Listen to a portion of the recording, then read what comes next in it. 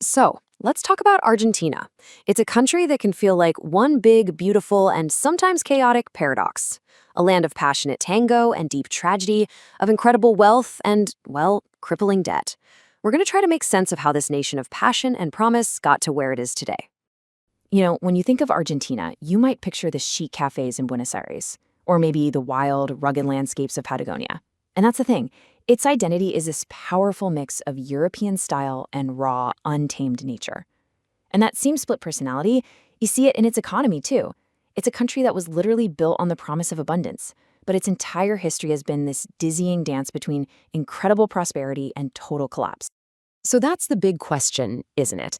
How did a nation with so much promise, one of the wealthiest in the world at one point, become a textbook example of crisis? That's what we're going to unpack. And to do that, we have to go right back to the beginning. To really get Argentina, you have to start with the land itself. I mean, the country's name, its huge grassy plains, its towering mountains, they all tell a story of immense wealth and almost limitless potential. The first clue is right there in the name. Argentina comes from argentum, which is just the Latin word for silver.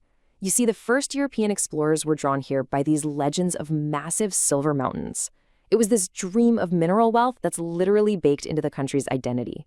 And honestly, the land did not disappoint. We're talking about the 8th largest country in the world. It's so vast, it has everything from the super fertile Pampas, one of the planet's great breadbaskets, to the mineral-rich Andes Mountains. All the raw materials, all the ingredients for a global superpower, they were all right there.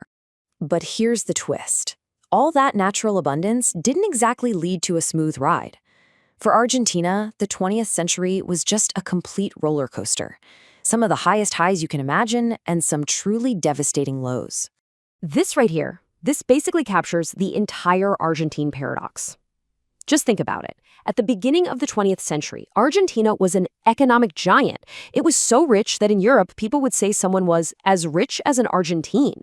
But then, just a couple of decades later, a military coup in 1930 kicks off what's known as the infamous decade. And it starts this vicious cycle of political chaos and economic freefall that you could argue is still going on today. And this timeline, wow, it really lays out just how turbulent that century was. You have the late 1800s, this golden age of immigration and booming growth. But that 1930 coup, that was a massive turning point, and it was just the first of 6 military takeovers. All this instability created a power vacuum, which was eventually filled by Juan Perón, a really charismatic and, frankly, controversial figure whose political movement, Peronism, still divides the nation. And all of this built up to one of the absolute darkest chapters in Latin American history. The Dirty War was a period of just unimaginable horror.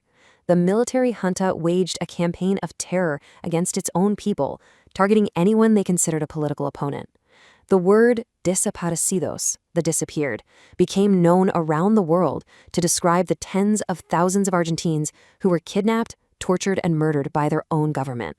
It was only after the military's humiliating defeat in the Falklands War that they were finally forced out and democracy returned in 1983. And yet, somehow, through all of that chaos, the Argentine people created this incredibly unique and resilient culture. So let's look at how all these waves of immigration forged the nation's really vibrant identity. Argentines often talk about their country as a crisol de razas, a crucible or melting pot of races. And that is not just a poetic phrase. Back in its golden age, the country took in so many European immigrants that, believe it or not, it was second only to the United States in sheer numbers. This massive wave of people, mostly from Italy and Spain, completely reshaped the face of Argentina forever. And you can literally see that legacy in the country's DNA today. Studies show that the average Argentine has about 79% European ancestry.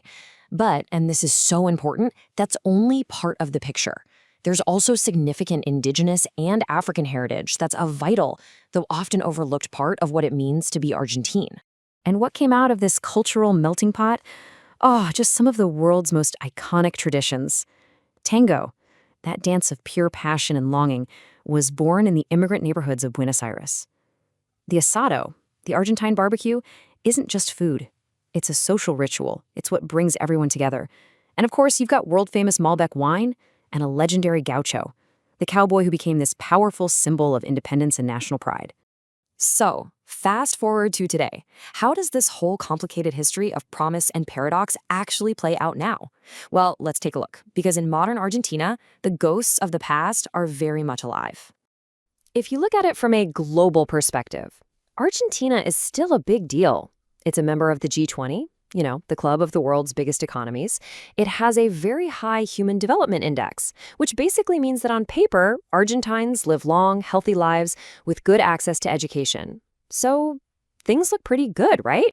Well, then there's this 220%. That was the peak annual inflation rate in 2024. For decades, hyperinflation has been this recurring national nightmare. It wipes out savings, it crushes businesses, and it makes it almost impossible for regular people to plan for the future. And this chart just says it all. How can a country be ranked 47th in the world for human development, which is really high, but at the same time have 43% of its people living below the poverty line? It's just a stark reminder that the nation's huge potential and the daily reality for its people can be two completely different things. And yet, and this is the amazing part, despite all of these constant challenges, there is this incredible resilience, this creative fire that just burns so brightly in the Argentine people. It's a spirit that has absolutely left its mark on the entire world. I mean, you see this spirit in the sheer genius of Lionel Messi, one of the greatest to ever play the game. You see it in the moral leadership of Pope Francis, the first ever pope from the Americas. You see it in the mind-bending literary brilliance of Jorge Luis Borges. And you see it in the country's 3 Nobel Prize winners in the sciences. I mean, in every single field, Argentines have risen to the very, very top. So what is it then? In a country that's stuck in this constant cycle of boom and bust, what really defines that Argentine spirit? Is it this kind of deep nostalgia for a golden age that's gone? Or maybe a passionate, almost defiant decision to just live in the moment? Or is it some kind of unbreakable belief that a better future is still somehow possible? Maybe, just maybe. The answer is hiding in the national motto, in unity and freedom. For a nation that's been so torn apart by division, for a people who have had to fight so hard for their basic freedoms, that motto, it feels less like a statement of fact and more like a desperate, passionate prayer. And perhaps it's in that constant striving, that endless struggle for a better version of itself, that we find the true heart of Argentina.